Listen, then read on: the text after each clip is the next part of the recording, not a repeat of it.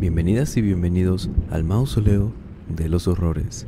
En este espacio del canal, el de los viernes, el que siempre variamos, en esta ocasión les ofrecemos unas leyendas algo breves de contar, pero no por eso dejan de ser muy interesantes, así que les invitamos a quedarse, esperando que sean de su agrado. Y no se preocupen, que para fin de año también preparamos un pequeño especial. Esperamos les guste también, así que por ahora arrancamos con la primer leyenda de esta noche. Se cuenta que en una vieja casa de la calle Ocampo en Monterrey, heredada por sus antepasados, vivía una familia de abolengo, formada por la señora, quien era viuda, y sus dos hijas, señoritas ya maduras. Un invierno, en una noche sin luna, cuando se acercaba la fiesta de la Inmaculada Concepción, fueron despertadas por una luz intensa que penetraba a través de las ventanillas y que provenía del patio de la casa. Las tres se quedaron quietas en sus camas para captar algún ruido que les revelase la presencia de algún intruso, pero solo lograban oír un murmullo, como rezos, que iba desapareciendo poco a poco a medida que la luz también desaparecía. Y así fue por mucho tiempo, hasta que una vez, cuando el 8 de diciembre estaba próximo, decidieron levantarse y ver quién encendía esa intensa luz. Permanecieron despiertas y sin hacer ruido cuando, de repente, apareció en el patio la luz. Entreabrieron despacio la puerta de la recámara en la que se encontraban, queriendo ver las tres al mismo tiempo, y lo que vieron las asombró. Que solo porque ellas eran muy devotas de la Inmaculada Concepción, a la que invocaron, vivieron para contarlo. Era una extraña procesión presidida por un sacerdote con todos los ornamentos, pero sin cabeza. La luz provenía de todas las velas que llevaba encendidas. Las voces de las letanías que iban rezando eran las causantes de aquel murmullo. Continuaron viviendo en aquella casa y la luz siguió despertándolas por muchos años más, hasta que decidieron vender aquel caserón, que actualmente ya no existe por el paso implacable del progreso. Pero cuentan que por las noches, cerca del 8 de diciembre, se escucha un murmullo acompañado de una luz tenue. Esa primer leyenda que escucharon aquí en Monterrey, Nuevo León, México, se le conoce como el Padre Sin Cabeza. ¿Qué les pareció? Por ahora, vámonos con la segunda leyenda de esta noche. Esta leyenda lleva por nombre el Cristo Boca de Leones. En el viejo hospicio que en los albores del siglo XVII fundara Fray Antonio Margil de Jesús en San Pedro de Boca de los Leones, hoy Villa Aldama, se venera un Cristo en tamaño natural, de impresionante realismo. Su cabellera, hirsuta y ensangrentada, cae sobre sus hombros, que conmueven por las lacerantes llagas que ha dejado el peso de la cruz. La boca, entreabierta por la dolorosa agonía, permite ver sus dientes, los cuales tienen toda la apariencia a los de un ser humano. La llaga del costado aún parece sangrar. Las uñas de las manos y de los pies son manifiestamente naturales, y en general se puede decir que la piel es de un cadáver momificado. La versión popular asegura que, efectivamente, el Cristo fue hecho con la momia de un franciscano. En el archivo parroquial se guarda un amarillo documento, cuyo texto parece ser aprisionado por la gran maraña de letras mayúsculas de antaño. Por su caligrafía se advierte que data de la última década del siglo XVI o de los primeros años del siglo XVII. Lo escribió uno de los frailes para dejar constancia de que uno de los legos del hospicio muerto en olor de santidad y muy devoto en vida de la crucifixión del Señor, donó su cuerpo para que con él se hiciera la piadosa imagen. Reza el mismo manuscrito que en el interior del Cristo fue depositado el testamento del donante en un pliego cuidadosamente doblado. Nadie sabe su contenido, pero el viejo manuscrito dice que quien lo saque tiene que hacerse cargo de lo favorable y de lo desfavorable que contenga el testamento, y que quien no lo cumpla será condenado al fuego eterno. Vámonos con la siguiente leyenda de esta noche, la cual se le conoce popularmente como el Rincón del Diablo. Suena el toque de queda. Por el barrio de Tenerías caminaban apresuradamente los que vuelven tarde al hogar. Cruzan ese barrio deseando llegar cuanto antes a sus casas y no se atreven a confesar el temblor de espanto que sienten al pasar por ahí. A lo lejos, el grito del centinela se antoja escalofriante. Envuelve al barrio un ambiente de tragedia que se adentra hasta las mismas viviendas humildes. Cuentan los sencillos vecinos, con misterio y horror, que el diablo noche a noche pasea por aquel rincón de la ciudad, dejando a su paso un penetrante olor a azufre. Es por eso que, apenas oscurece, las puertas son atrancadas, las familias se recogen y solo rompe el silencio la voz del sereno. Una oscurísima noche, cuando el vigilante gritaba las 12 y sereno, los vecinos del lugar oyeron espantados unos gritos desesperados pidiendo socorro, pero todas las puertas permanecieron cerradas. Nadie abrió la suya al infeliz que demandaba ayuda, y el grito se perdió en el silencio de la noche. Al día siguiente, apenas amaneció, un labriego que se encaminaba al cercano laborio se encontró con un hombre que inconsciente yacía junto a una cerca. El labriego se acercó a él para auxiliarlo, y cuando el individuo volvió en sí, le contó que, trasnochador y mujeriego, venía en busca de nuevas aventuras, cuando al paso le salió un hombre envuelto en negros ropajes. En su cara, horrorosamente fea, brillaban como centellas sus ojos y dejaban ver 2 largas y delgadas piernas, y que, teniéndolo tan cerca de él, sobrecogido de terror, logró sacar el cuchillo que siempre llevaba al cinto y lo había hundido varias veces en el pecho de aquel extraño ser, sin herirlo y sin lograr que se alejara, hasta que no pudo resistir por más tiempo las centellantes miradas que lo cegaban. Perdió el conocimiento. Muchos de los vecinos aseguraban haber visto al mismísimo diablo paseando por aquel lugar. Desde entonces se conoce a ese barrio de Monterrey con el nombre de El Rincón del Diablo. La siguiente leyenda nos habla de un tesoro, precisamente el tesoro de Catuján. Cuando transcurría el año de 1940, en Lampazos de Naranjo, la población se asombró porque por sus adormiladas calles corrió la noticia de que un niño de 12 años había herido de una cuchillada en el abdomen a un adulto.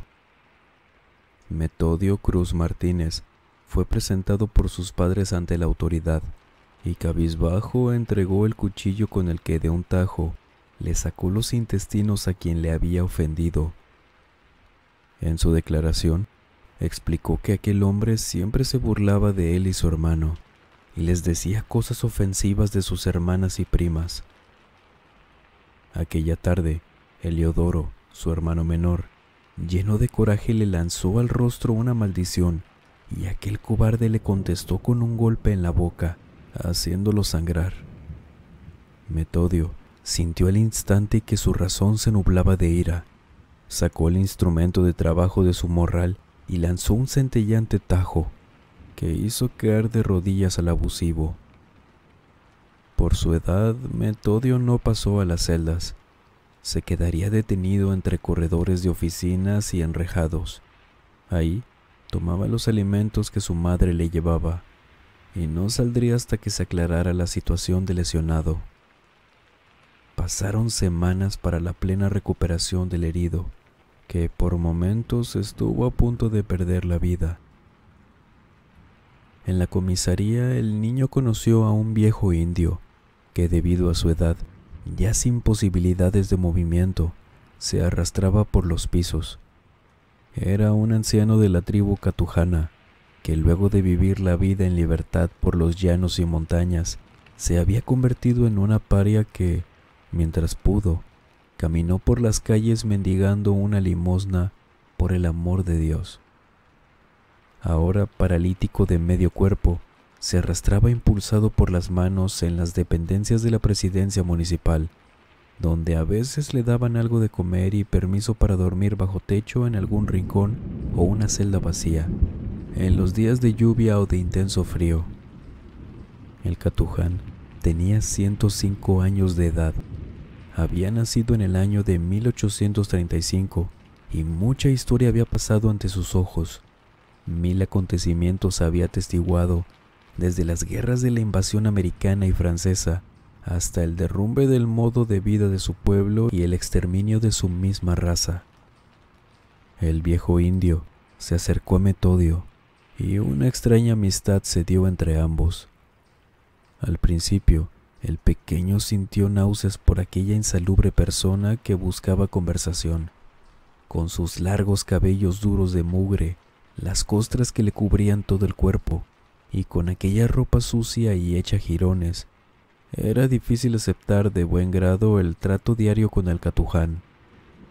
Pero al paso de los días se acostumbró al viejo centenario y compartieron la comida que sus padres le llevaban. Y hasta durmió junto al viejo que por primera vez, en mucho tiempo, sintió el calor de una amistad. Una noche de insomnio, acomodados en el piso de una celda, el anciano guerrero, con su voz estragada por los años, hizo una interesante confidencia al compañero en desgracia. Metodio, cuando yo era joven, formé parte de un grupo de centinelas que cuidaban la cueva de la ventana, que está en la pared de un relis por la zona del campanero, al lado del sol que nace. La pared de piedra que sube casi parada, muy alto, y en la base se suma en una zanja que forma un hondo barranco. La cueva de la ventana está en medio de aquella pared, y solo caminando por la cresta de la sierra, por medio de una cuerda, se podrían colgar hasta la boca de la gran covacha. Los centinelas vigilábamos celosamente desde unos fortines, al filo del barranco frente a la cueva, porque ahí se guardan miles de monedas y barras de oro desde el tiempo de los españoles. No sé cómo llegaron ahí esas riquezas, es secreto de mis ancestros, pero de ahí sacábamos una barra o una moneda de vez en cuando para, a escondidas, cambiarla en el pueblo por maíz, trigo y frijoles, ya que la carne la conseguíamos nosotros mismos en la cacería. Ese barranco lo defendimos varias veces de soldados que envió el general Naranjo y otros militares desde mucho tiempo atrás. En cuanto veíamos exploradores o tropas por las cercanías, los guardias dábamos la voz de alerta y bajaban de las sierras cientos de guerreros a enfrentar y hacer huir a los intrusos. Más de 200 años mantuvimos limpio de invasores el lugar, pero una vez, de pronto llegaron soldados por arriba del cerro y con un largo cable descolgaron a un joven militar.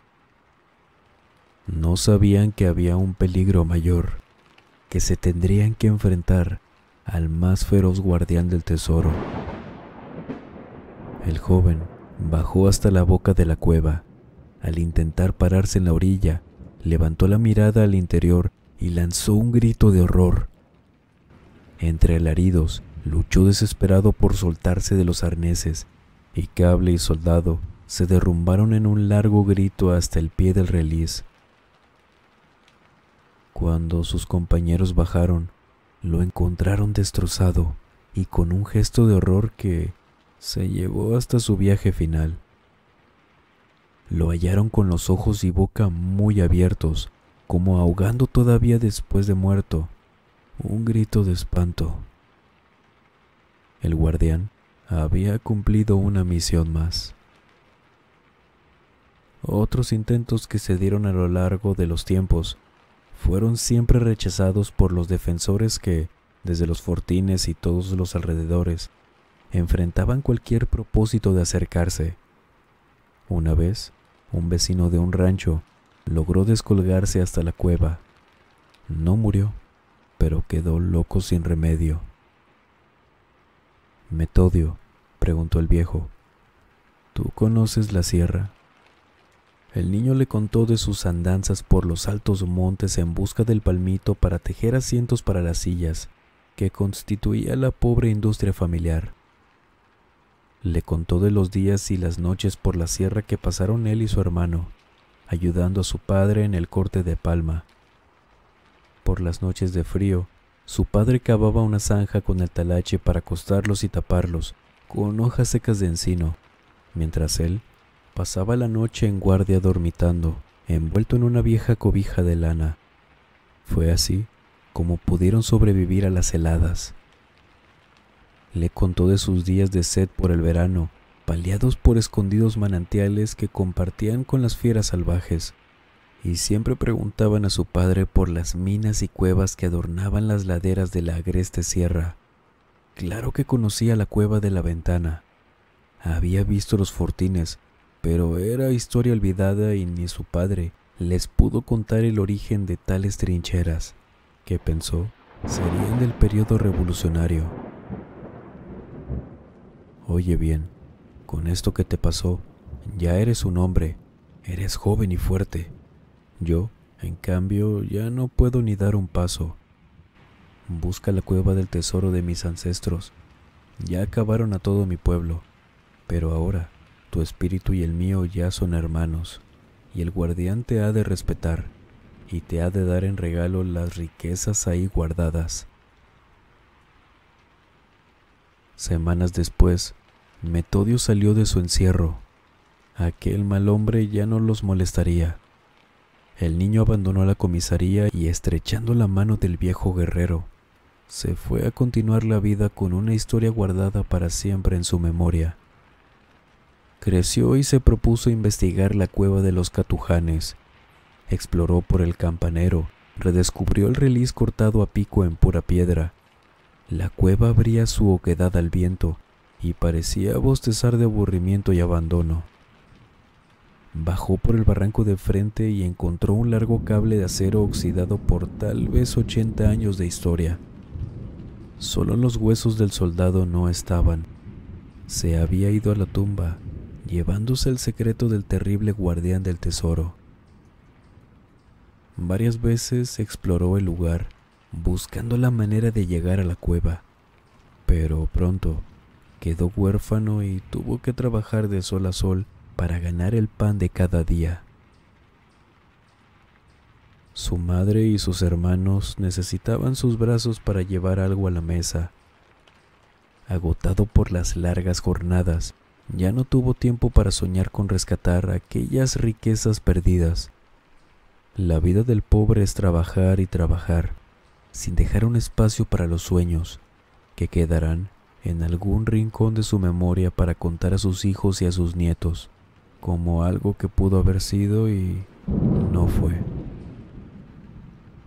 Pero cuando pases por los parajes de El Campanero, por el lado oriente de la Sierra de Lampazos, mira la cueva de la Ventana a las alturas y también di adiós, con un suspiro, a las barras de oro que seguirán allí, esperando por los siglos de los siglos, resguardadas por una siniestra bestia que protegerá los metales preciosos hasta el fin de los tiempos. ¿Y ustedes, qué leyendas conocían o cuáles no conocían? ¿Qué leyendas se cuentan desde donde nos escuchan? Cuéntenos, sería muy interesante ampliar nuestro conocimiento de leyendas. Muchísimas gracias por tanto apoyo y cariño hacia el canal, también por acompañarnos en el pequeño especial de Navidad pasado. Esperamos les hayan gustado las historias, también las de este video, y por favor, cuéntenos cómo se la pasaron en sus festividades. Gracias por hacerse de verdad un espacio para venir a dejar su pulgar arriba y escuchar estas historias a pesar de todo lo ocupado de estas fechas. Es todo un placer. De todo corazón, muchas gracias por querer y cuidar este espacio que está hecho por y para ustedes. Sin más por agregar, les mando un muy fuerte abrazo. Nos vemos en el siguiente video. Buenas noches.